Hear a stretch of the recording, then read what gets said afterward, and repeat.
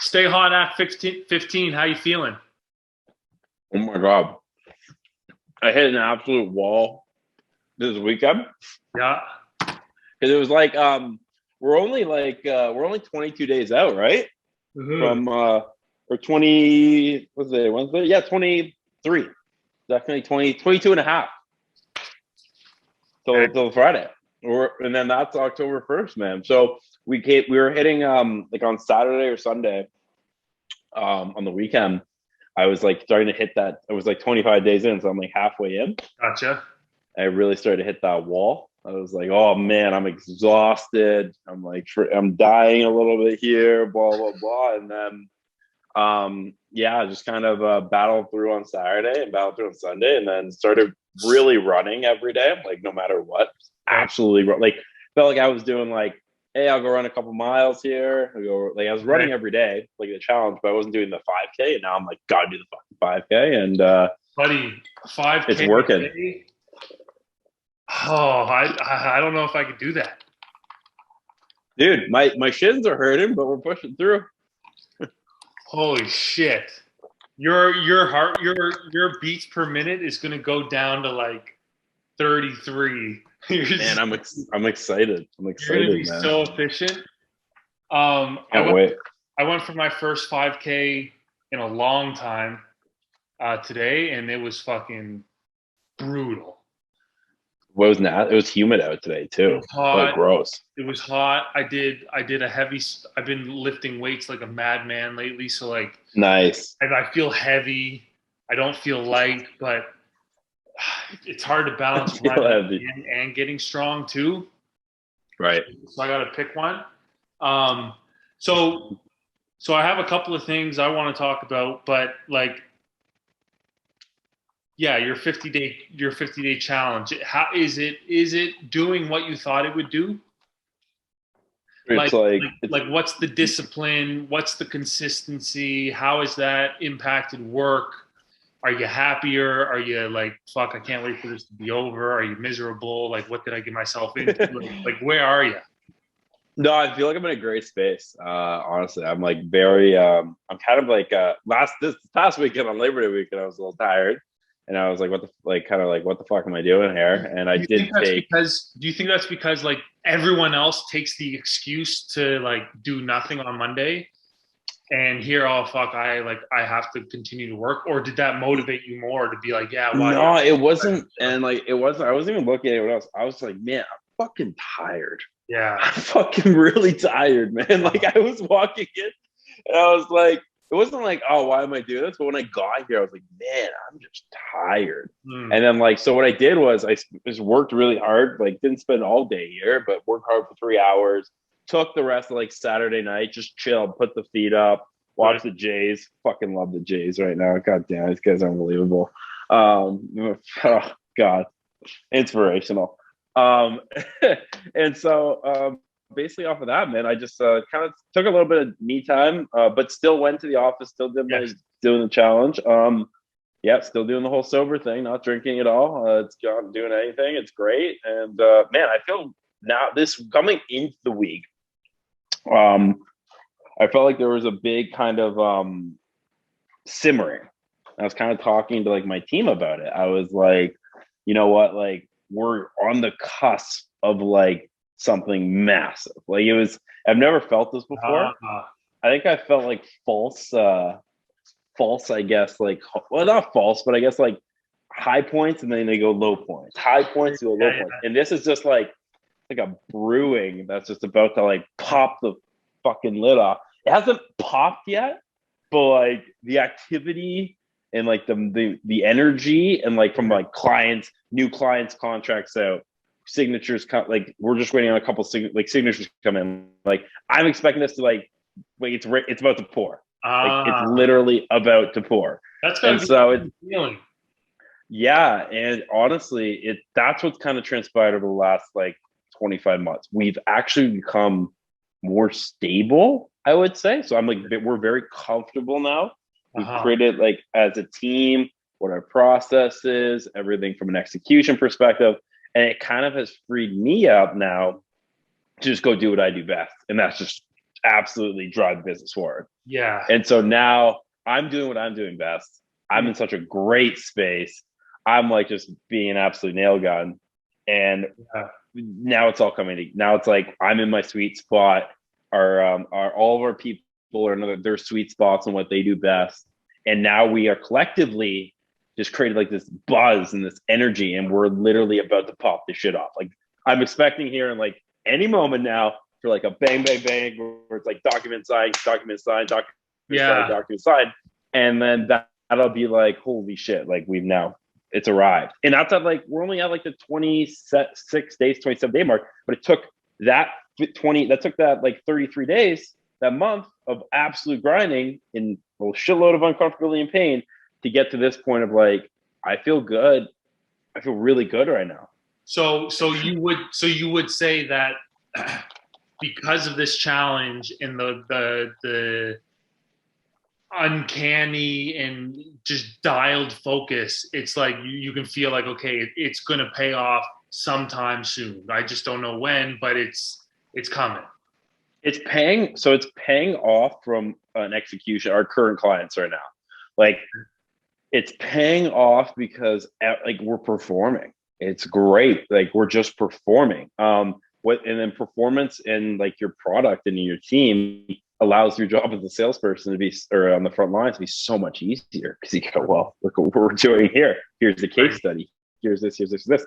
But it took, like, I wasn't doing what I did. I wasn't like fully involved and freed up in the first 5-10 days.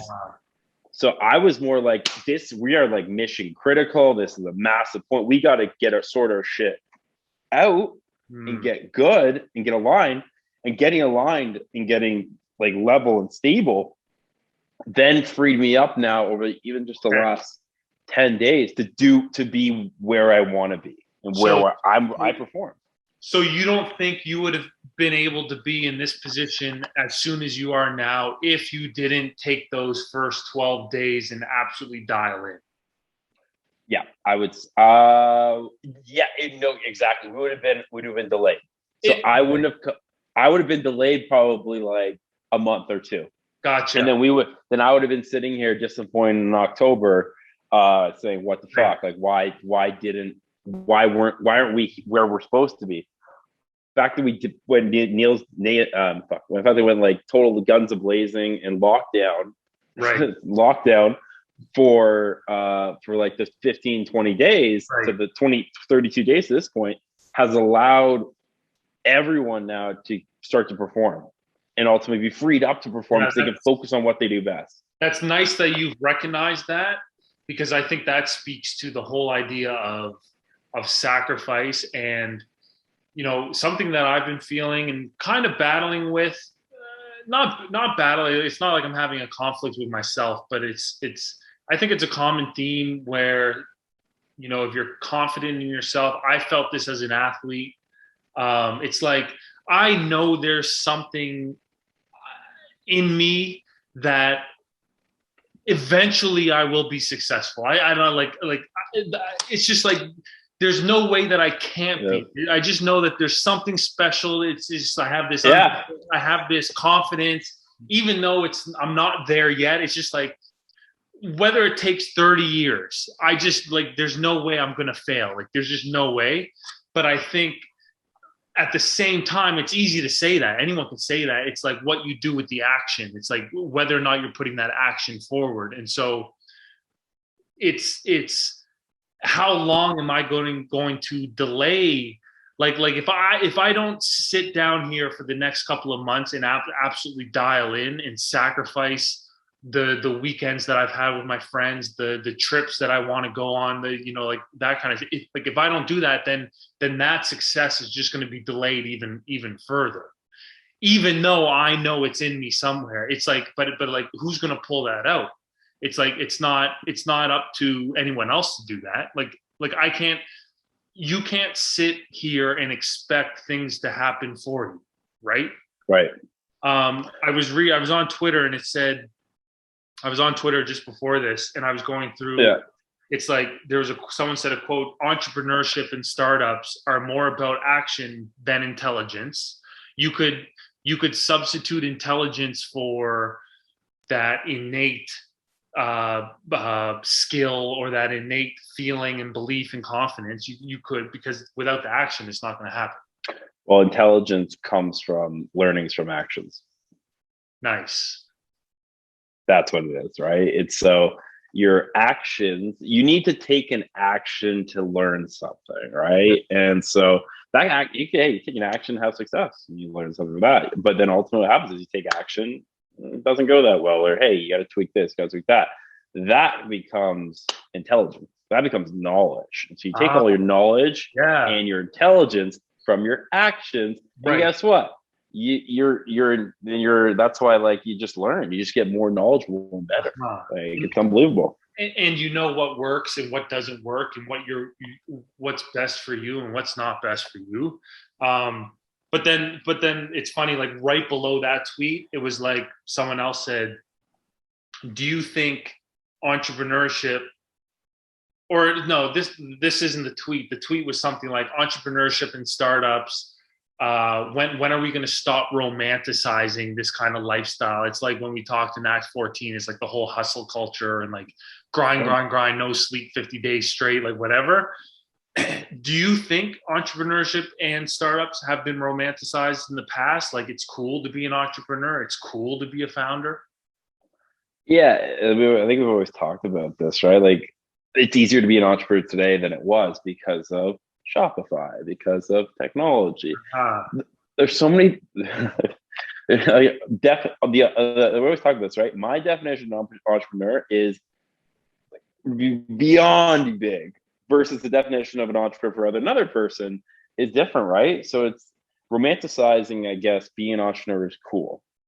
I think it's cool. I like it. I like that. I think it's cool, but I think the definition of it varies across for different people. And I don't know, maybe it's just, it's all relative, right? I think for me, at least, and I can't speak this for other people, like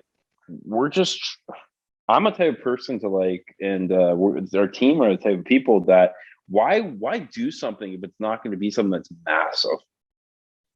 Like that to me, I've always been like well, I'm not going to do it just to set up a t-shirt store and Shopify and make my 10 fucking bucks a t-shirt and 50, I don't know, sell 50 fucking t-shirts for, I don't know, $500, but that might help. That might be what someone else likes. And that's good for them. Like, if they can, like, they get a lot of pride in that and they like that, good, set up your t-shirt shop. For me, and for everyone that we works here and everyone that ultimately is collectively trying to solve this problem, we're trying to solve an issue and a problem that is a worldwide phenomenon. It is sales. Making salespeople more productive through AI is a worldwide phenomenon across every single B2B business today, but business in general. And that's what we're trying to solve. Like, that problem, that is our problem, right? And it takes so much effort and time and dedication and sweat, equity, blood, tears, whatever you want, to try to solve that problem, or not even try to solve the whole problem, solve a snippet, and then solve the snippet, and then guess what? Learn about how you can solve a little more, and a little more, and then a little more, and eventually you're sitting here with a fucking multi-billion-dollar company. Yeah. And like, so it almost, like, to me, it almost feels like that problem is arbitrary, and it's almost like that problem. Like, do you think that problem can ever be solved? Like, I don't think you're like, you can't solve that, but you can make it easier. Well, that's what would make more productive, right? So you make it easier for salespeople. Right. Ultimately, that's the great thing about business, man. The problem today might not be the problem tomorrow, or there might be a little bit more of a problem, right?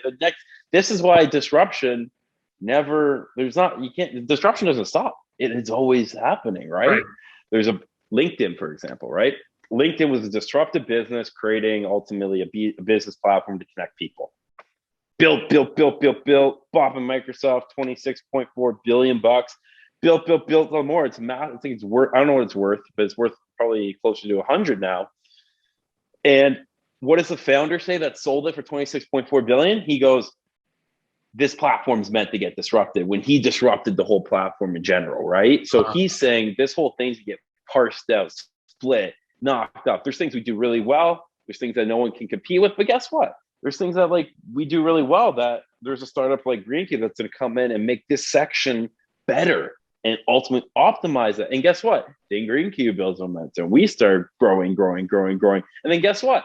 Hope there'll be someone else that comes in, and we got to keep innovating, right? Disruption is amazing. It's unbelievable. Great.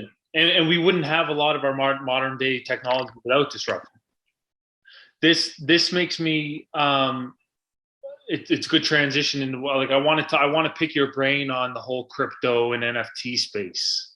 And because I find more and more each day, more people are getting involved and more people are learning about NFTs and how to purchase NFTs or set up a crypto wallet on MetaMask and buy stuff on OpenSea. And like Steph Curry just became the global ambassador for the FTX trading company, which is I don't know what they're trying to do, but they have deals with Tom Brady, and they just bought naming rights to the Miami Heat's arena. And like, so like, do you think, like, first of all, what's your opinion on crypto? Do you think it's a fad? Like, because remember, like, Bitcoin was the biggest talk of the talk, and it was going up and down, and people are making millions off it. Like, that was probably in January, maybe February. Right. When that was happening, but now it sounds like okay, this isn't going anywhere. This isn't a bubble. Do you think it's a bubble? First off, preface. Yeah. Crypto's not my forte.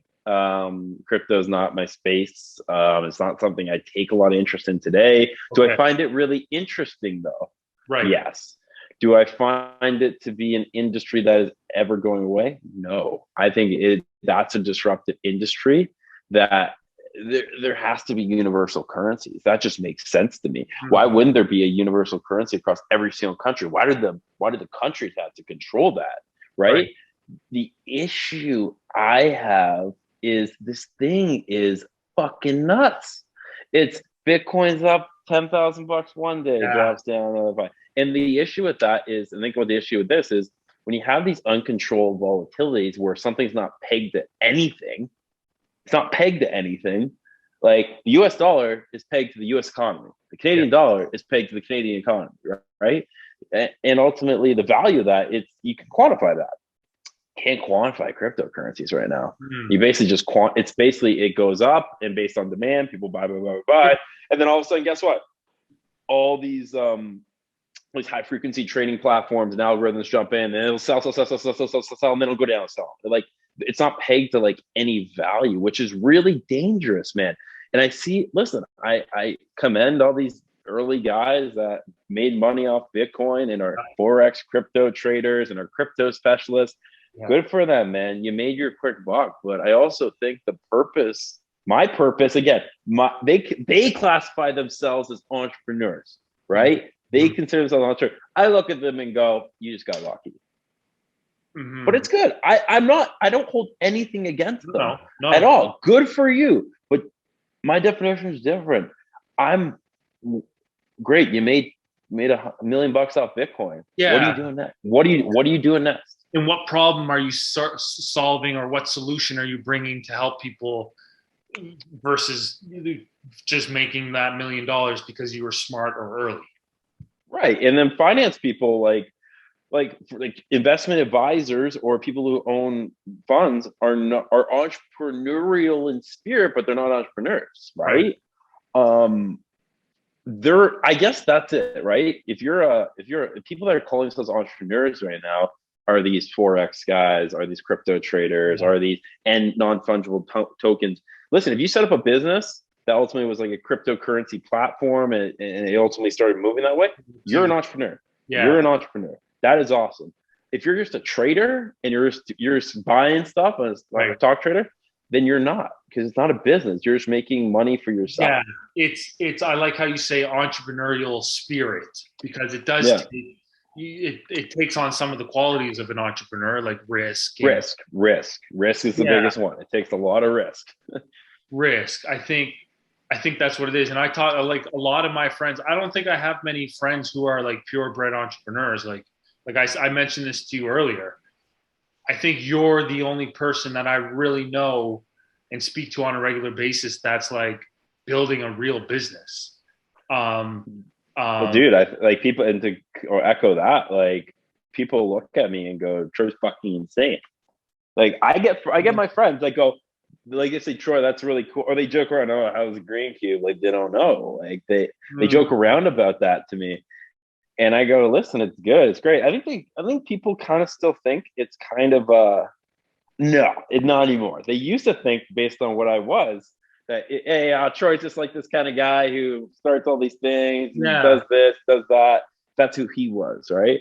Now they go, oh shit, this guy's got something fucking tangible.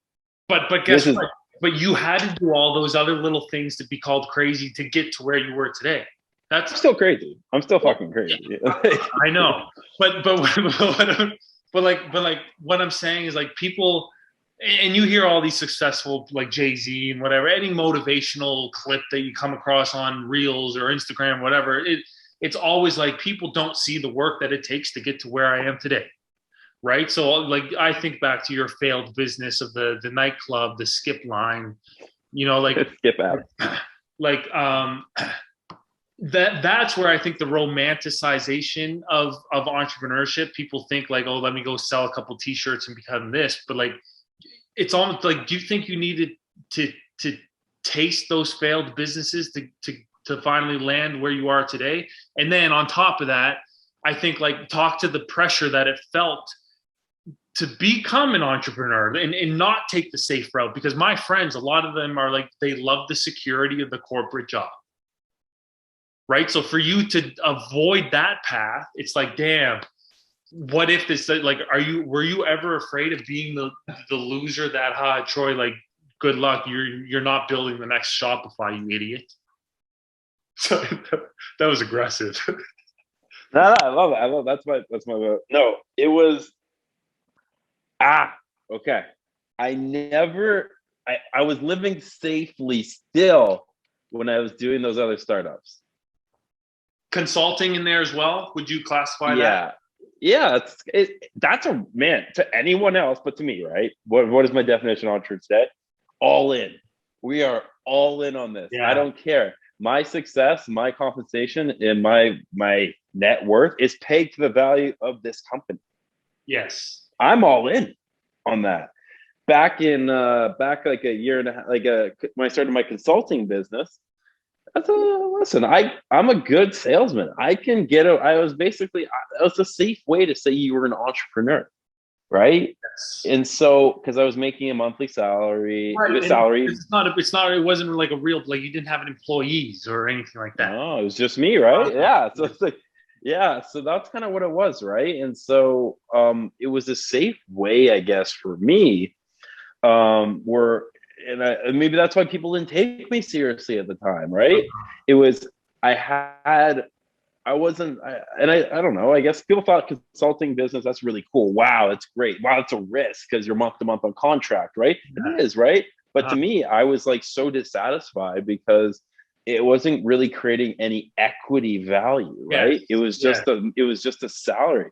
This now, it took me like coming back from Ottawa. We always talk about that story. Coming back from Ottawa and like a year to the date now, which is fucking spectacular. Like literally a year to the date today. Coming back off that and saying, "Fuck, I don't know what the fuck I'm doing, but like I'm here and I'm going for it." And like we still didn't know what the fuck the business was at that time. But I said, I'm coming back. I'm sitting in the office. My success is fucking day to day with this shit now, but I went all in on it. And now we're sitting here with 15 employees 1 year later, a concept that's an idea that's of a sales that I didn't know anything about. We didn't know anything about, but we said we're going to make this better. Why not? You took and leverage took action. That's great. Yeah, we took a lot of actions. Action, fail, insight, knowledge. Fail, action, failed, insight, knowledge. Seed. Build, action, tweak. Series A, $1 billion. Like that's like where it's going, right? So it's like, I guess, yeah, you got to you got to be all in. You got to be, and I think that's the biggest thing for me. The biggest thing for me was I had nowhere else to go. I didn't have nothing to fall back on. I didn't have that consulting gig to fall back on. I didn't have anything else. You always hear about people saying like, I had nothing else to do, because it wasn't really that they had nothing else to do. They probably had options, but mindset wise, they just went for it. And they literally went all in on that thing. And that's what people meant. Like, I didn't have anything to fall back on, because you were just going to make it work. You were just going to make it happen. I think that's healthy, but unhealthy at the same time. It's just like putting all your money into one stock or one thing of crypto. Like, it could pay off, but then there's the risk that it could not pay off. But I didn't say that. I said, I had stuff to fall back on. Probably. I have options, right? Like, I went to a good school. I had all this stuff.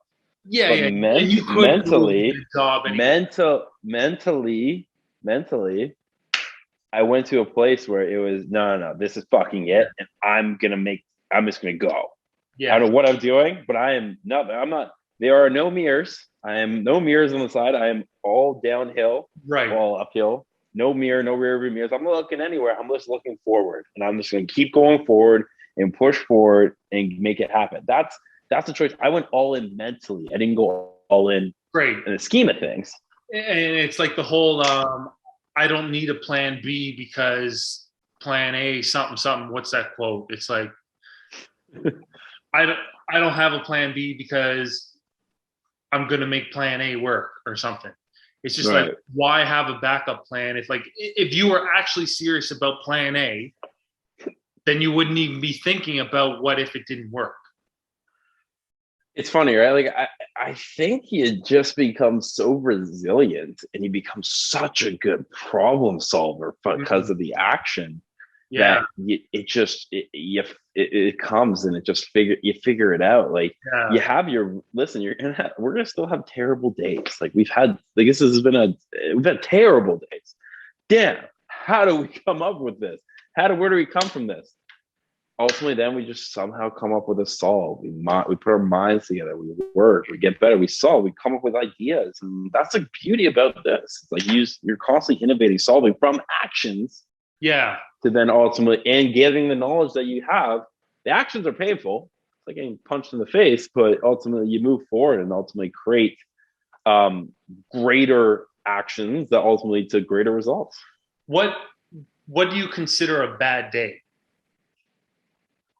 When I'm on, I guess, we always talk about like, there are no bad days, blah, blah. Fuck that shit. There are terrible days. Yeah. There are days where, is it no calls? Is it no signed deals? Is it no, like, is everyone just getting rejected, or you're in a fun, like, what is a bad day quantifiably? Oh, well, yeah. I mean, there's so many KPIs, key performance indicators that you can have for your business that you're not meeting or blah, blah. But I think organically, like, I think people feel this now. I think we've instilled this in our employees and our coworkers here. You know when it's a bad day for you because you feel anxious. Yes. You don't feel good. Like, I was talking to Timmy the other day, one of our employees, and he goes, man, I just couldn't sleep last night. I felt terrible. And I was like, yeah, man, like, that's just what this is about. Like, when you get to that point, when you feel anxious and uncomfortable, like, it's not necessarily a bad day, but you know that there's something missing. And that's ultimately the sign to then go and put your mind to it, try to solve that issue, probably take that action to ultimately get knowledge from and address it. And so I think you just feel organically anxious, or you feel, like something's percolating or something, this isn't right. You have that, your business is kind of like your body, man. Like, you know when something's not right. You know when you're injured, you got to rehab it. Like, and I think anyone that doesn't have that feeling as an entrepreneur, especially in a small business, you're not being aware. You're actually not cognizant of what's going on. Right, and you could just be going through the motions. Right. Is there a particular bad day that you remember in the last, like, 2 months, like recently, where you were just like, nothing's going right. My brain's not sharp. It's not firing. I've been asked questions on sales calls that I can't answer, or you just knew that you couldn't even go find an answer because, you know, the whole idea of like, hey, be upfront, honest. I can't tell you right now, but let me go reach back to the team. You've mentioned that before, where that kind of shows a genuine interest in the client and finding that answer, taking the extra time to find that answer. Can you remember like a horrible day where you left the office mad? No. Frustrated. Never leave it. Never fucking. Oh, frustrated. Yeah, but Frustrated. I'm never mad. I never leave the office mad. Never. I always frustrated. Frustrated for maybe a little bit here and there, but like I had like a thing the other day. I had like a thing a couple of weeks ago where I got really frustrated at like I thought we were moving too slow, like before like we were on the 50-day. That's probably what kicked off the 50-day challenge. Was I thought we were moving very slow. We weren't moving great. We weren't ultimately like money, like sales. No, nothing was sales we got. Like I fuck, that's my domain. I'll kill that. But I mean, as a co-founder, you need to make sure your business is functioning positively, right? And I felt things were getting missed, or things were weren't moving stuff forward, or things would get delayed and they take time. Gotcha. And me, I get really like boisterous and frustrated when that simmers. And when you ask for something 2 weeks ago and it doesn't show up, sure, you get mad. And then what I realized was I'm not really a great today, eventually maybe I'll become this. I'm not a great like operations person. I'm not someone who's like has to be 1, 2, 3, 4, 5, 6, 7, 8, 9, 10. Because you put me there, sure, I'm gonna lose my shit, and I'm ultimately it's just not gonna work. But we have an amazing ops person here, and that's Aiken, who's part of our company, who you'll meet soon. And she's just I've never seen someone so organized in my life. She gets it, moves forward.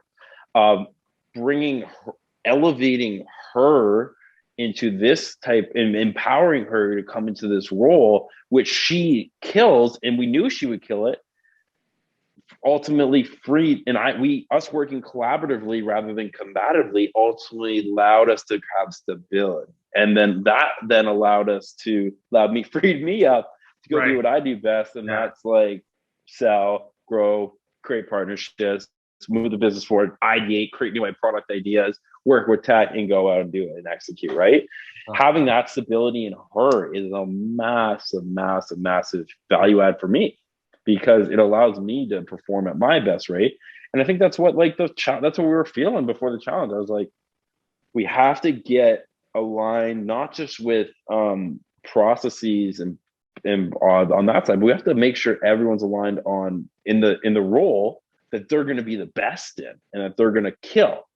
Like Aiken loves this. Like this is what she does. Like she's just so regimented. It's I hate me for saying it. She takes notes on podcasts that are not even business related podcasts, but they're like I don't know, like comedic podcasts. People laughing. She'll take notes. So she does.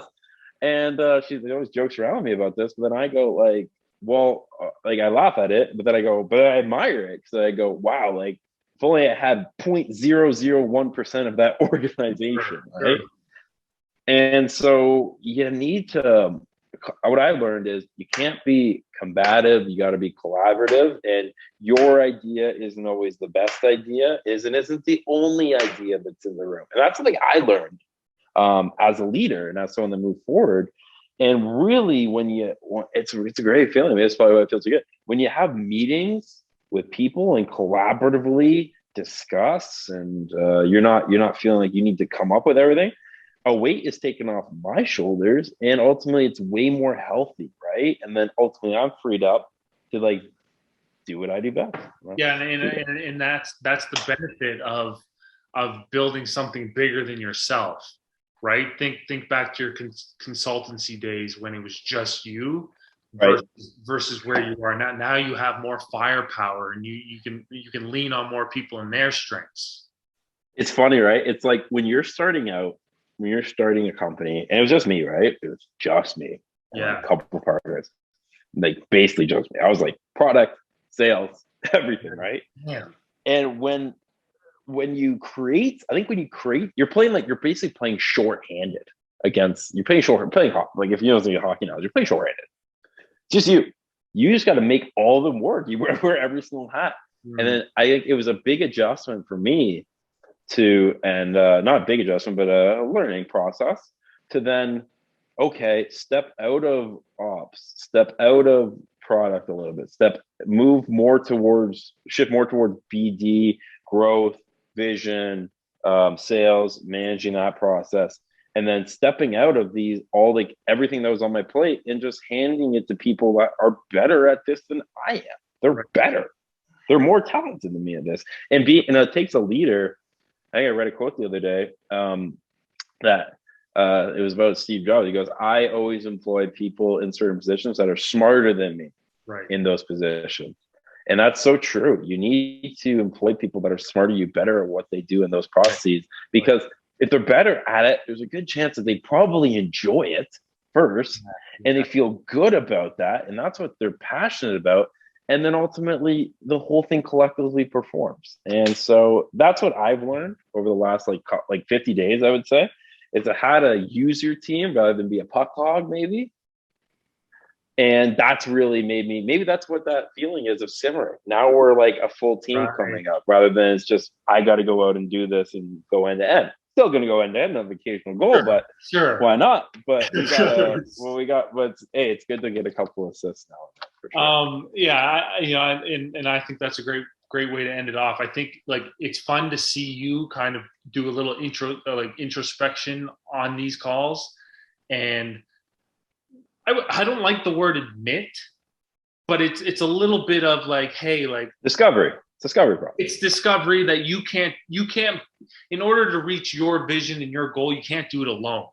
And I think that's where that's probably why a lot of startups fail. 99 point. Well, there's a reason why a lot of co-founders don't become CEOs, right? That's a massive thing, or don't elevate to a leadership role. Not saying that's where I'm going, but you got to be able to delegate, manage, and build your team up. And that's something that I've learned to do. And I'm really happy that this is the course that it's going. It's only going to make you better as a leader. And it's only going to make your company better because it's like, oh, damn, Troy believes in me. He's giving me responsibility. And like, hey, I feel a part of this place as opposed to just clocking in and out. Done. You got it, man. Act 15. Enjoy the day. We'll see you, brother. Bye, buddy. All right, baby.